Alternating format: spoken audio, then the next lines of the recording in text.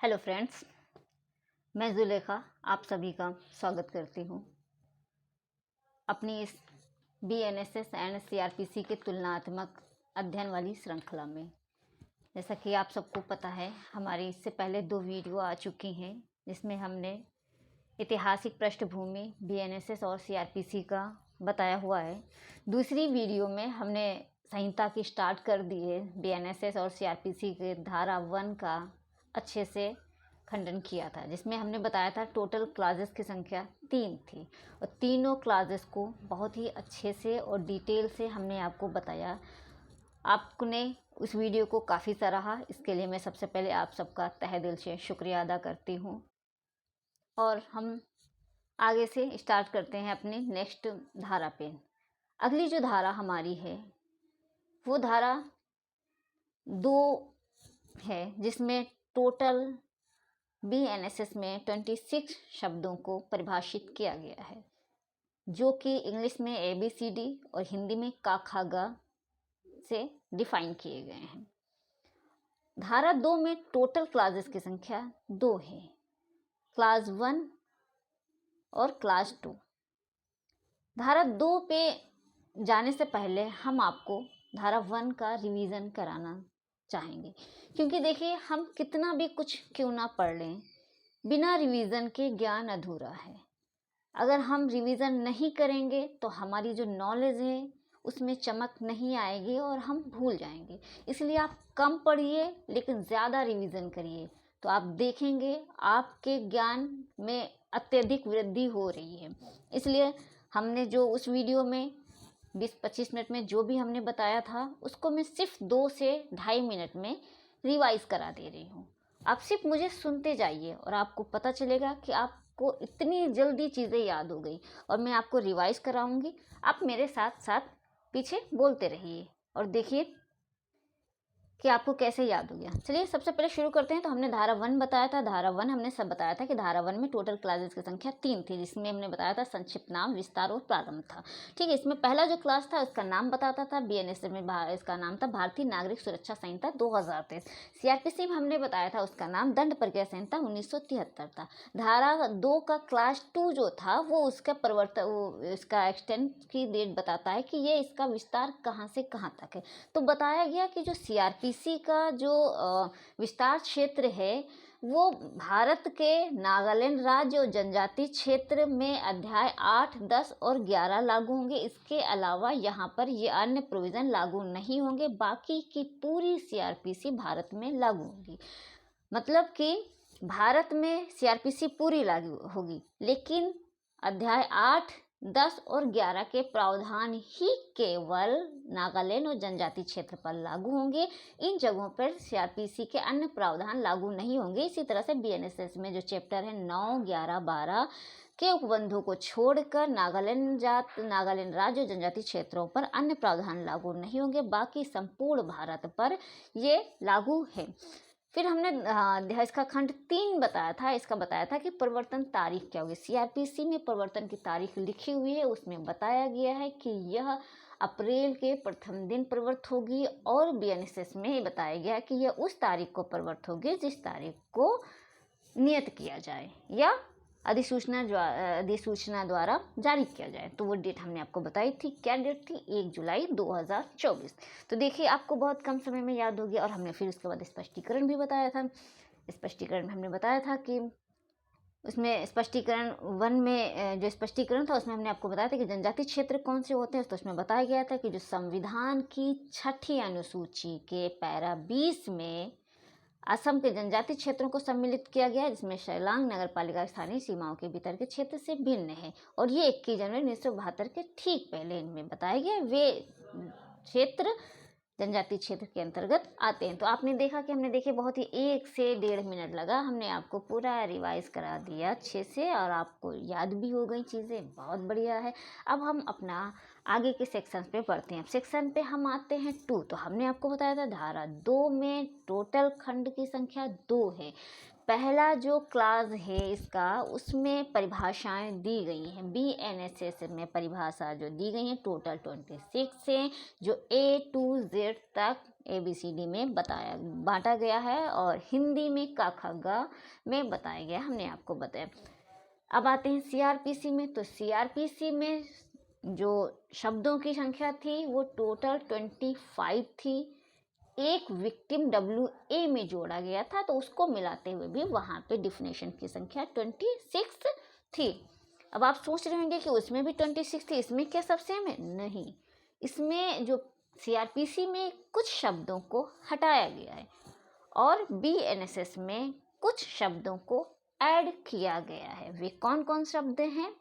तो देखिए, सबसे पहले हम देखते हैं CRPC में वे कौन से शब्द थे जो BNSS में अब नहीं है। तो उनकी संख्या 4 है। कौन कौन से? सबसे पहले भारत। CRPC में भारत की परिभाषा दी गई थी, लेकिन BNSS में भारत की परिभाषा नहीं दी गई है। ना देने के पीछे का कारण सिर्फ इतना है कि जब CRPC थी तो वहाँ पे जम्मू कश्मीर राज्य को विशेष दर्जा दिया गया था, इसलिए वहाँ पर CRPC लागू नहीं थी। उनके अपने एक्ट एंड लॉज बने हुए थे, वो उनसे शासित होते थे। अब 370 हटने के बाद पूरे भारत में लागू हो रही है, यहाँ तक कि जम्मू कश्मीर पर भी ये अधिनियम, ये हमारी संहिता लागू हो रही, सारे लगभग लागू हो रहे हैं वहाँ पर। ये हो गया एक, हमने समझा भारत हटाया गया। दूसरा कौन सा है? दूसरा है महानगर क्षेत्र। महानगर क्षेत्र से संबंधित जितना भी प्रोविज़न CRPC में था, चाहे वो महानगर क्षेत्र हो, महानगर न्यायालय हो या महानगर न्यायालय के निर्णय हो, इनसे संबंधित जो भी प्रोविज़न थे, लगभग 5, 6 या 7 जो भी प्रोविज़न थे, उन सबको हटा दिया गया। तो सबसे पहले तो हमने डिफिनेशन से ही हटाने, हम पढ़ रहे हैं तो डिफिनेशन को ही समझेंगे, डिफिनेशन हटा दिया गया। फिर तीसरा आता है प्लीडर। प्लीडर CRPC में था बट BNSS में उसको स्थान नहीं दिया गया है। चौथा हमारा आता है विहित या प्रेस्क्राइब। इसको भी अब BNSS में जगह नहीं दी गई है। ये थे कुछ शब्द जिनको अब BNSS में स्थान नहीं दिया गया है। आगे हम देखते हैं तो उन शब्दों को देखते हैं जहाँ पे नए शब्द जोड़े गए हैं, उन शब्दों को हम देखते हैं।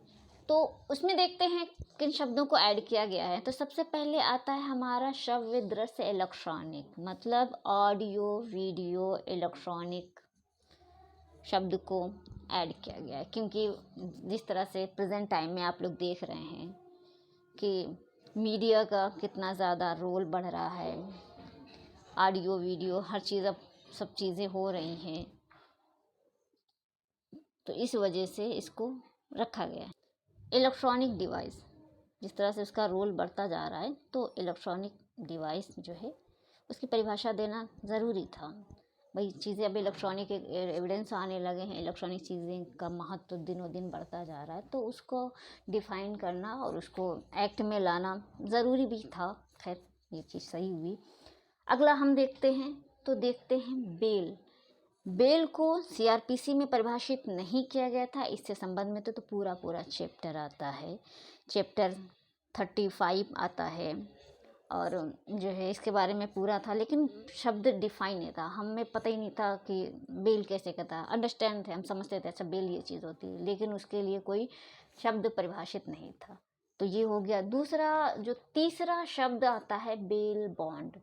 बेल बॉन्ड की भी डिफिनेशन इसमें दी गई है। और चौथा इलेक्ट्रॉनिक संसूचना।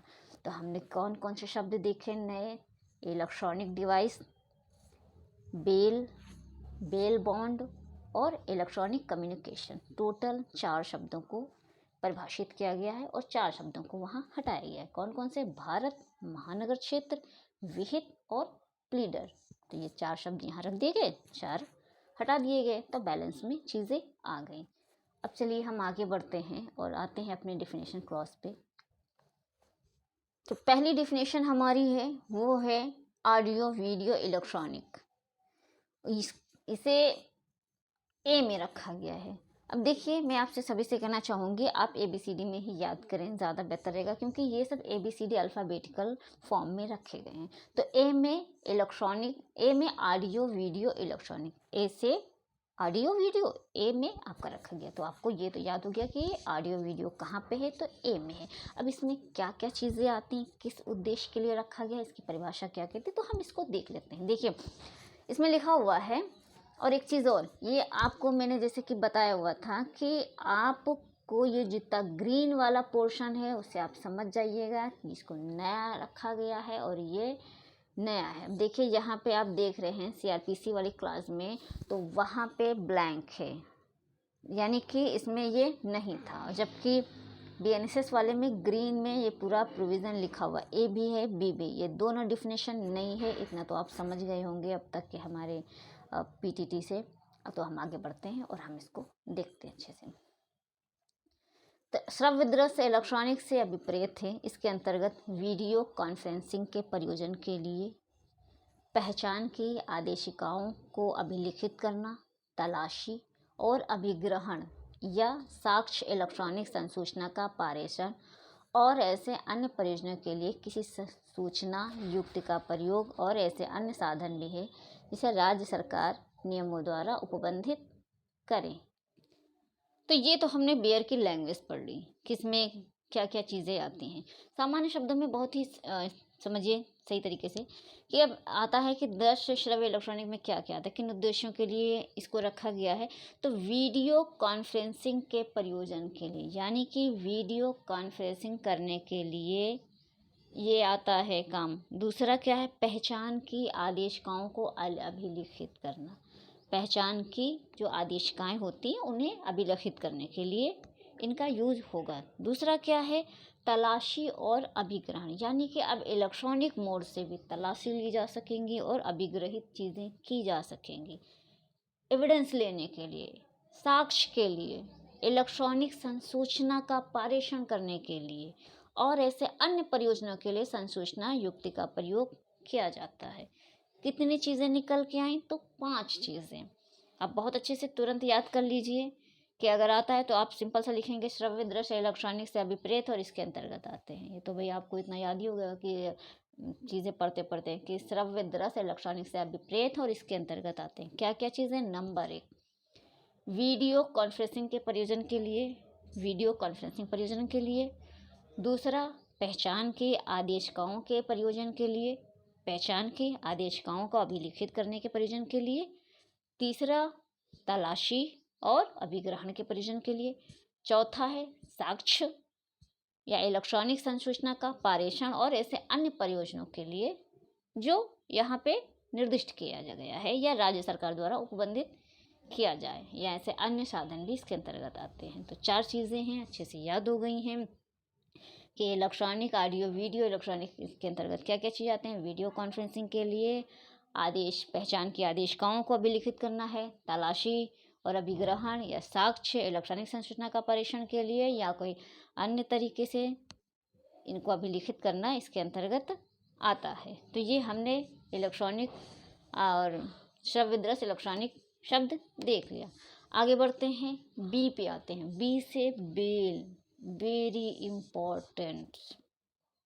अच्छा, एक चीज़ और, यहाँ पे जो हमने ऑडियो वीडियो इलेक्ट्रॉनिक बताया है, तो आप ये समझिए कि अब जहाँ जहाँ भी दस्तावेज की बात आएगी वहाँ पे आपको ऑडियो वीडियो इलेक्ट्रॉनिक शब्द मिलेगा, या वहाँ पे अंडरस्टूड रहेगा कि कहीं भी अगर आएगा कि दस्तावेजों का भी लिखित करना या दस्तावेज जहाँ भी शब्द होगा तो वहाँ पे ये अपने आप ऐड हो गया है, तो वहाँ पे आपको ये नया ऐड ऑन मिलेगा। तो अब आगे देखते हैं, बी पे आते हैं। बी पे है बेल, आसान बहुत तरीका है, बी से बेल। बेल क्या है, तो सबसे पहले बेल के बारे में थोड़ी चीज़ें समझ लीजिए कि इसको पढ़ने से पहले कि इसके बारे में कहाँ कहाँ प्रोविज़न है। तो सबसे पहले तो यही बता दें कि बेल की परिभाषा सीआरपीसी में नहीं दी गई थी। ठीक, एक पॉइंट निकल के आया, नया है ये, तो ये नए से आगे लिख लीजिए, ये नया ऐड ऑन हुआ है। अब एक चीज़ आता है कि बेल की जो चैप्टर है, पूरा एक एक चैप्टर बेल का दिया गया है, वो चैप्टर कहाँ पे है, तो चैप्टर नंबर 35 है। सेक्शन आपका इस पे भी बताया गया है बेल का, 478 से 496 तक पूरा बेल का है। ये बीएनएसएस का है 35। सीआरपीसी में भी बेल का चैप्टर था, वो चैप्टर नंबर 33 था, और जो धारा 436 से 450 तक पूरा जाता था। ये हमने इसके बारे में बता दिया। अब आगे बढ़ते हैं और हम देखते हैं इसके अलावा भी बिखरे बिखरे प्रोविज़न आपको यहाँ पे देखने को मिलेंगे संहिता के अंतर्गत। जैसे आपको 91 में देखने को मिलेगा, 60 हो गया, 47 हो गया, और इस तरह से आपको बिखरे हुए चैप्टर इसमें सेक्शंस मिलेंगे जहाँ पे बेल के बारे में प्रावधान किया गया या बेल देने का बात की गई है। तब आते हैं बेल पे। अब इसको देखिए, हम पहले रीड करते हैं फिर इसको तोड़ तोड़ के पढ़ते हैं। क्या है? जमानत से किसी अधिकारी या न्यायालय द्वारा अधिरोपित कतिपय शर्तों पर किसी अपराध के कारित किए जाने के अभियुक्त या संदिग्ध व्यक्ति द्वारा किसी बंद पत्र या जमानत पत्र के निष्पादन पर विधि की अभिरक्षा से ऐसे व्यक्ति का छोड़ा जाना अभिप्रेत है। ये हमारी बियर की लैंग्वेज थे। कितना समझ में आया? शायद आपको थोड़ा बहुत समझ आया होगा। खैर, हम आगे बढ़ते हैं। अब देखिए, इसको हम क्वेश्चन फॉर्म में बना लेते हैं। सबसे पहले हम क्वेश्चन निकालते हैं कि बेल देने की जो पावर है वो किसको है।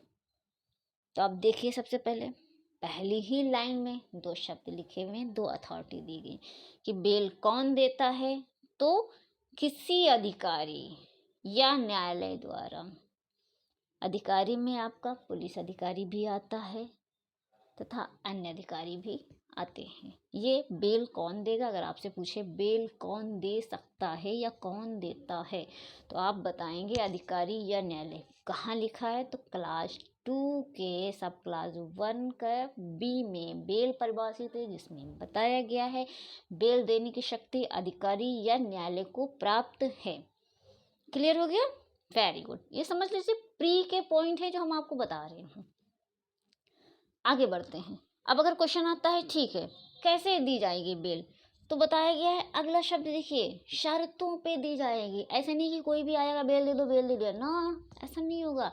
कुछ शर्तें अधिरोपित की जाएंगी, उसके ऊपर कुछ शर्तें डाली जाएंगी कि आपको ये शर्त है, अगर आप ये शर्तों को फुलफिल करते हैं, इनका पालन करते हैं, तभी आपको बेल दी जाएगी। दो क्वेश्चन निकल गया। बेल कौन देता है? अधिकारी या न्यायालय। कैसे देता है? तो शर्तों पर देता है। ठीक है, शर्तों पर। कब दिया जाएगा? तो कहा गया कि जब कोई व्यक्ति अपराध कारित किए जाने पर, किसी अपराध के कारित किए जाने पर कौन बेल मांगेगा? ये भी तो क्वेश्चन है। अब कौन देगा हमने देख लिया, कौन सी परिस्थिति होगी जब बेल मांगी जाएंगी। अपराध कोई कारित होगा, या कहीं कहीं पे हम देखेंगे तो अपराध कारित होने से पहले भी जो निवारण प्रोविज़न देखेंगे उसमें, तो वहाँ पे भी हम देखेंगे कि अपराध होने से पहले ही बेल ले ली जाती है, या मतलब मुचलका भरा ले जाता है। आम भाषा में पर्सनल बाउंड, पीबी कहते हैं, पर्सनल बाउंड। वो हम जब वहाँ पे जाएंगे तो डिटेल से पढ़ेंगे। ठीक है, अभी आप सिर्फ बेल ही पे आइए, वरना हम अपने ट्रैक से भटक जाएंगे। खैर, बढ़ते हैं आगे। तो यहाँ पे हमने देखा कौन देता है? अधिकारी न्यायालय। कैसे देगा? तो शर्तों के अधीन देगा। कब देगा? जब कोई अपराध कारित किए जाने पे किसको बेल दी जाएगी। तो यहाँ पे आगे देखिए लिखा है अभियुक्त या संदिग्ध व्यक्ति। यानी कि अभियुक्त किसे कहते हैं? अगर आप नए हैं, फर्स्ट टाइम CRPC या BNSS पढ़ रहे हैं, तो आप फंस जाएंगे अभियुक्त किसे कहते हैं। समझिए, जिसके अगेंस्ट FIR दर्ज होती है उसे अभियुक्त या एक्यूज्ड कहते हैं। ठीक है, तो ये हो गया। संदिग्ध व्यक्ति यानी कि उसके पे संदेह है, FIR में तो नाम नहीं है, आरोप में उसका नाम नहीं आ रहा है, उसके अगेंस्ट कंप्लेंट नहीं की गई, लेकिन उस पे संदिग्धता उत्पन्न हो रही है। यानी कि क्या है, उस पे वो संदिग्ध है, वो व्यक्ति संदिग्ध व्यक्ति कैसा व्यक्ति है? वो सस्पेक्टेड है। ठीक है, तो हमने देख लिया, या तो अभियुक्त हो या संदिग्ध व्यक्ति हो। फिर है कैसे छोड़ेंगे या कैसे देंगे। हाँ, क्वेश्चन आता है। तो बंद पत्र या जमानत पत्र, दो शब्द हैं, बंद पत्र या जमानत पत्र। जमानत हम पढ़ रहे हैं, दोनों शब्द एक जैसे लगते हैं लेकिन दोनों अलग हैं। बॉन्ड की परिभाषा भी आगे दी गई है, तो उसको हम वहीं पे बताएंगे। ठीक है, बंद पत्र या जमानत पत्र के निष्पादन पर विधि की अभिरक्षा से व्यक्ति को छोड़ा जाता है। यानी कि बंद पत्र या जमानत के निष्पादन पर हम देंगे। फिर आता है इसका परिणाम क्या होगा। तो जो व्यक्ति विधि की अभिरक्षा में है उसे छोड़ दिया जाएगा बेल देने पे, या छोड़ दिए जाने का निर्देश दिया जाएगा। अधिकारी कहेगा कि भैया इनको छोड़ दो। तो हमारे क्वेश्चन कितने निकल के आए हैं, अब आप देखिए। आपको ये डिफिनेशन प्री और मेंस के पर्पज से भी बहुत इंपॉर्टेंट है। अब आगामी परीक्षाओं में ऐसे क्वेश्चन बन सकता है कि ज़मानत किसे कहते हैं, किन दशाओं में ज़मानत दी जाएगी, किन में नहीं। लेकिन ये समझिए कि ये ज़मानत की परिभाषा मेंस में 101% पूछी जाएगी। इसके साथ साथ इसमें प्री के क्वेश्चन भी, जिस तरह से हमने तोड़ तोड़ के बताया, ये भी पूछा जाएगा कि जमानत देने का पावर किसे होता है, तो अधिकारी या न्यायालय को। कैसे देगा, शर्तें अधिरोपित करते हुए देगा। फिर आता है कौन बेल पाता है या किसे बेल मिलेगी, तो अभियुक्त या संदिग्ध व्यक्ति पर। उसके साथ में क्या तो कह रहा है, बंध पत्र या जमानत पत्र के निष्पादन पे छोड़ा जाएगा। इसका परिणाम क्या होगा, तो या तो जो अभिरक्षा में है उसे छोड़ दिया जाएगा। उम्मीद करती हूँ जमानत आपको बहुत अच्छे समझ आ गया होगा। आगे पढ़ते हैं। अब हम आते हैं जमानत पत्र की परिभाषा देखते हैं। नहीं, उससे पहले हाँ, जमानत के साथ ही जमानत पत्र भी पढ़ लेते हैं। इसकी परिभाषा, बेल बॉन्ड की परिभाषा डी में दी गई है। इसमें क्या बताया गया कि प्रतिभूति के साथ छोड़े जाने के लिए कोई वचनबद्ध अभिप्रेत है। यानी कि जो अंडरटेकिंग होता है या वचनबद्ध, अंडरटेकिंग यानी कि व्यक्ति अपने आप को बाउंड करता है कि मैं फला अपने आप को आबद्ध करता हूँ कि मैं ये काम करूँगा या मैं ये काम नहीं करूँगा। इसी को बोलते हैं वचनबद्ध, यानी कि खुद से वो वचन से बंधता है। इसी को ही इंग्लिश में बोलते हैं अंडरटेकिंग। जो लोग प्रैक्टिस करते हैं वो लोग जानते होंगे कि कोर्ट बहुत बार होता है कि ऐसे नहीं हम आपकी बात पे विश्वास करें, आप अंडरटेकिंग दीजिए। तो वहाँ पे लिखा जाता है कि मैं अंडरटेकिंग करता, फला फला अपना पूरा नाम पता लिखेगा और बोलेगा कि अंडरटेकिंग करता हूँ या मैं वचन करता, ये अपने आप को आबद्ध करता हूँ कि मैं ये अगली पेशी तक ये काम कर दूंगा। या जैसे कि फैमिली कोर्ट्स में होते हैं तो जहाँ पे वसूली के वाद चलते हैं तो वहाँ पे होता है कि मैं अगली नियत तिथि तक पूरा अमाउंट दे दूंगा या आधा दे दूंगा। तो एक कोर्ट अंडरटेकिंग लेती है। ठीक है, तो ये आपको समझ आ गया होगा वचनबद्ध। अब बस पढ़ते जाइए, आपको लीगल टर्म्स बहुत अच्छे समझाएंगे। कोर्ट में भी क्या क्या यूज होती है उनको भी मैं बहुत अच्छे से बताऊंगी। ठीक है, तो क्या बताया कि बहुत एक छोटी सी परिभाषा है, इसमें विशेष नहीं है। क्या बताया गया कि प्रतिभूति के साथ छोड़े जाने के लिए कोई वचनबद्ध अभिप्रेत है। ठीक है, इसके लिए शेड्यूल हम देखते हैं 1 में है। इसमें 190 और 478 आप चाहें तो इसके साथ सेक्शन ऐड कर लीजिए। इसके बारे में डिटेल से आगे देखेंगे। अब हम आते हैं सी पे। सी हमारी जो डेफिनेशन है बहुत ही ज़्यादा इम्पॉर्टेंट है प्री मेंस एंड इंटरव्यू के पर्पज से। ये समझ लीजिए, ये जो डिफिनेशन है ये मोस्ट इम्पॉर्टेंट। अगर आपकी डिफिनेशन क्लॉज अच्छे से तैयार हो गया तो आप समझ लीजिए आपको सीआरपीसी का 25% समझ आ गया, क्योंकि यही को ही आगे जाके एक्सप्लेन किया गया। पूरे चैप्टर एक एक डिफिनेशन के रखे गए हैं, उनको हम समझेंगे। नेक्स्ट वीडियो हम नेक्स्ट परिभाषा देखते हैं। तो हमारी नेक्स्ट डिफिनेशन है जमानती अपराध। बेलेबल ऑफेंस की डिफिनेशन दी गई है क्लॉज सी में। क्लॉज सी में देखते हैं क्या बताया गया है। देखिए, पहले हम बेयर पढ़ते हैं। इसमें बताया गया है जमानती अपराध से ऐसा अपराध अभिप्रेत है जो प्रथम अनुसूची में, अंडरलाइन करें, प्रथम अनुसूची में जमानती के रूप में दिखाया गया है, या जो प्रथम अनुसूची में, अंडरलाइन करें, जमानती के रूप में दिखाया गया है या तत्समय परवर्त किसी अन्य विधि द्वारा जमानती बनाया गया है और अजमानती अपराध से कोई अन्य अपराध अभिप्रेत है।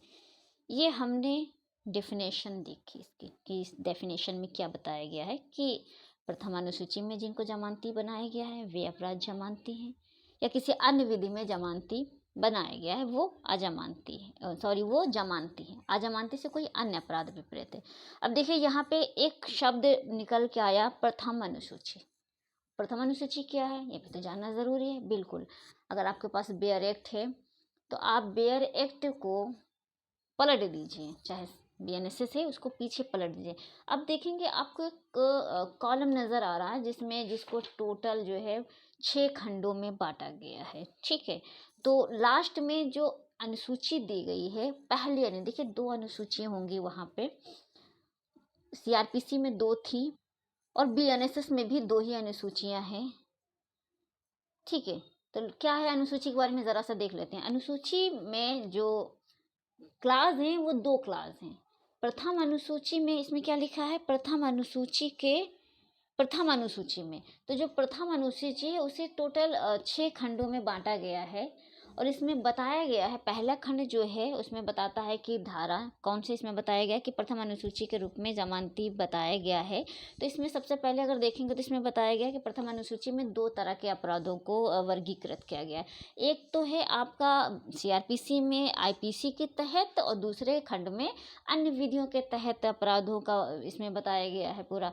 और जो BNSS में है वो पहली अनुसूची में जिसमें बताया गया है, पहली अनुसूची के खंड 1 में BNS भारतीय न्याय संहिता के तहत किए गए अपराधों का वर्गीकरण किया गया है। इसमें कि उस अपराध का बताया गया है, संख्या बताई गई यानी कि धारा है पहले क्लॉज में, दूसरे में परिभाषा बताई गई है, तीसरे में उसका पनिशमेंट है, और चौथे खंड में बताया गया है कि यह अपराध संज्ञेय है या असंज्ञेय है, और पांचवें खंड में बताया गया है कि अपराध जमानती है या अजमानती है, और छठे क्लास में बताया गया है ट्रायल कोर्ट। यानी कि टोटल 6 खंडों में प्रथम अनुसूची को बांटा गया है। पहले खंड में सेक्शन, दूसरे में डेफिनेशन, तीसरे में पनिशमेंट, चौथे में अपराध जो है कॉग्निजेबल है या नॉन कॉग्निजेबल है, और पांचवे में बेलेबल है या नॉन बेलेबल है, और छठे में जो है ट्रायल कोर्ट। अगर जो लोग कोर्ट जाते होंगे वो उनको बताया था कि ये तो offence tribal by session court है, ट्राइबल बाई मजिस्ट्रेट कोर्ट है, या कॉग्निजेबल है, नॉन कॉग्निजेबल, ऐसे टर्म्स प्रैक्टिस में यूज़ किए जाते हैं।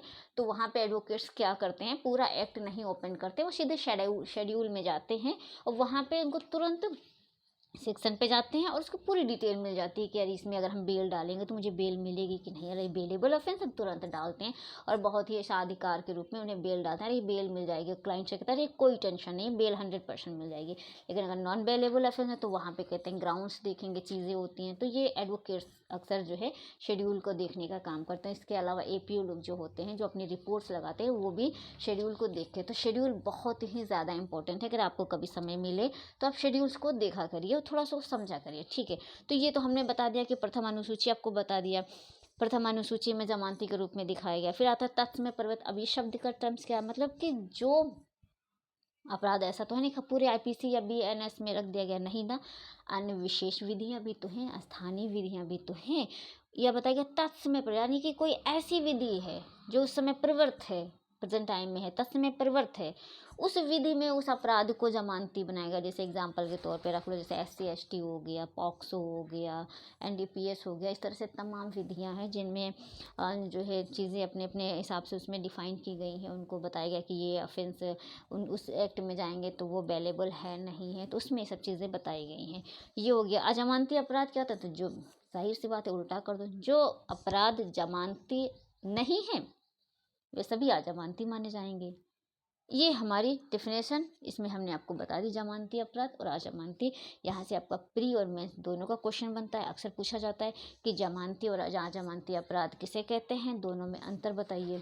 अगर इस तरह का क्वेश्चन बनता है आप अच्छे से डिफाइन कर दीजिएगा। जैसे हमने आपको बताया पॉइंट पॉइंट तोड़ करके आप इसी को अच्छे से लिख करके बताइएगा। आगे की जब भी क्लास या हमारी सीरीज़ कंप्लीट होगी तो उसके बाद हम आप मेंस के पॉइंट ऑफ व्यू से आपको क्वेश्चन फ्रेम करना भी सिखाएंगे कि कैसे क्वेश्चन फ्रेम करना होता है, कैसे डेफिनेशन लिखना होता है, कैसे दोनों में डिफरेंट लिखना होता है, डिफ्रेंशिएट कैसे करते हैं, इन सब चीज़ों को हम बताएंगे। सबसे पहले हमारा तो पर्पज़ यही है कि हम आपको अच्छे से ये सीरीज़ कंप्लीट करवा दें। आप बस सहयोग करते रहिए, सपोर्ट करते रहिए, हम अपनी तरफ से पूरी कोशिश कर रहे हैं। तो इस तरह से हमने आज देखा इलेक्ट्रॉनिक वीडियो देखा A में, B में हमने बेल देखा, C में हमने बेलेबल ऑफेंस देखा, D में हमने बेल बॉन्ड देखा, और 4 परिभाषाएं टोटल हमने आज देखी है। एक परिभाषा और देख लेते हैं, बॉन्ड की परिभाषा देख लेते हैं। क्या बताया गया, बॉन्ड की परिभाषा E में दी गई है कि प्रतिभूति के बिना छोड़े जाने के लिए कोई व्यक्तिगत बंधपत्र या वचनबद्ध अभिप्रेत है। अब ये क्या है, प्रतिभूति के बिना, प्रतिभू क्या होता है, इसके इंग्लिश में कहते हैं श्योरिटी। अब जो लोग कोर्ट जाते हैं उन्हें पता होता है, कहते हैं भैया विद 2 डबल श्योरिटी लगेंगी, सिंगल श्योरिटी लगेंगे। ये तो लीगल टर्म से समझ नहीं आता, श्योरिटी क्या होती है।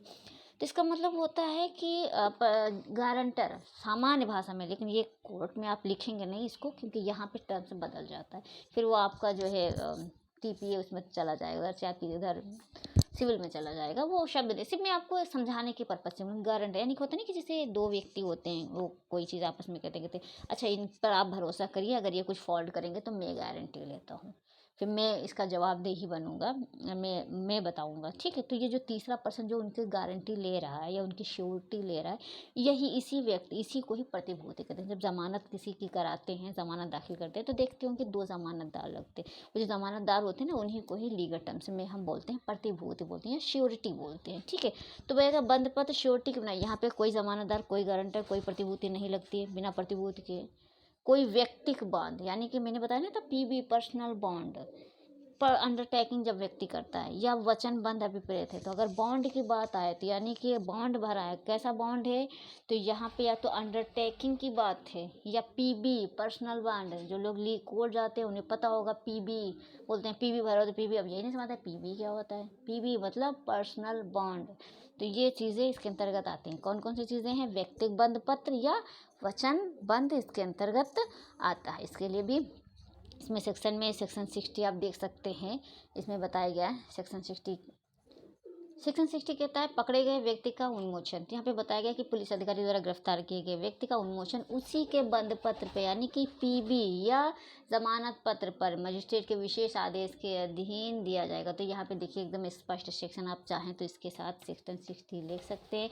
जो पूर्व में CRPC के धारा 59 हुआ करती थी, वो अभी 60 हो चुकी है BNSS में। तो इस तरह से हमने आपको बॉन्ड भी बता दिया। एक बार बस थोड़ा सा रिवीजन कर लेते हैं और इसके साथ ही मैं आज की क्लास यहीं पे रोकती हूँ।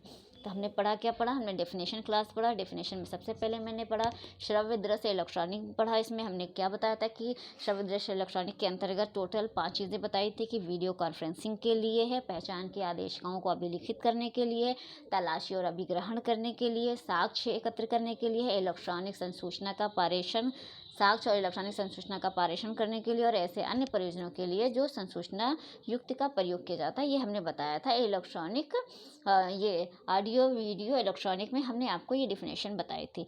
2 में देखिए परेशान ना हुई, नई डेफिनेशन है इसलिए थोड़ा सा समझने में आपको समस्या आ रही हो, लेकिन कोई नहीं, आप पढ़ते जाइए, आपको अच्छे से याद हो जाएगा, समझ आ जाएगा। काफ़ी हद तक आप समझे भी होंगे आज। फिर हमने बी में देखा, तो बी में हमने पढ़ा बेल पढ़ा। बेल में हमने बताया कि कौन बेल दे सकता है, तो अधिकारी या न्यायालय दे सकता है, उसे पावर होता है। और कैसे देंगे, तो कहा गया कि शर्तें अधिरोपित करके देंगे। बताया कि कौन बेल ले सकता है, तो या तो जो अभियुक्त है अपराध का वो, या संदिग्ध व्यक्ति बेल ले सकता है।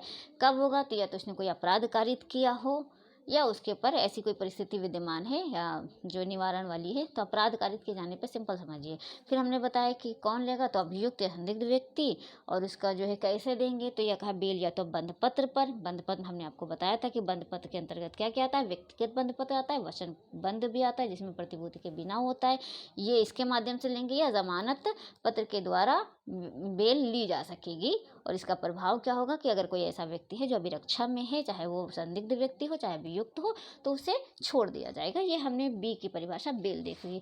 फिर हमने सी में देखा था, सी में बताया गया था कि जमानती अपराध बेलेबल ऑफेंस बताया गया था। हमने बताया था बेलेबल ऑफेंस, हमने 2 चीज़ें बताई थी, या तो वे अपराध जिनको प्रथम अनुसूची में बेलेबल बताया गया है। कौन सा खंड था हमने आपको बताया था बेलेबल ऑफेंस का, अभी हमने आपको टोटल 6 खंड बताया था ना, तो वो खंड नंबर 3 था जिसमें बेलेबल ऑफेंस है नहीं है ये बताया गया था। टोटल 6 खंड थे, एक बार याद करिए। पहले में क्या था, सेक्शन था। 2 में क्या था, 2 में डेफिनेशन था। 3 में क्या था, पनिशमेंट था। 4 में ऑफेंस कॉग्निजेबल है या नॉन कॉग्निजेबल है ये था। 5 में बेलेबल ऑफेंस है या नॉन बेलेबल ऑफेंस है। और जो छठा खंड था उसमें बताया गया था कि सेशन ट्रायल कोड बताया गया था कि ट्रायल कोड किसके द्वारा होगा, ये आपका बताया गया था। आगे बढ़ते हैं, तो ये हो गया। फिर अब हम आते हैं डी पे।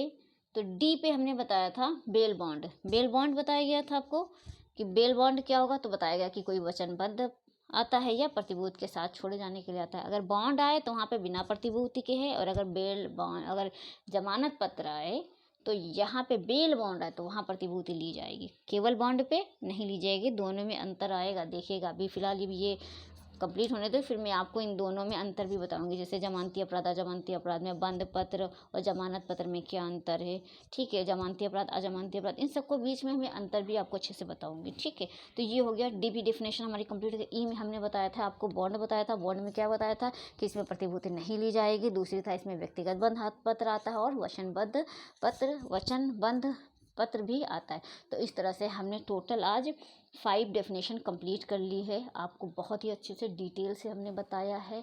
आई होप आपको वीडियो पसंद आ रही होगी, हमारी ये श्री श्रृंखला भी पसंद आ रही होगी।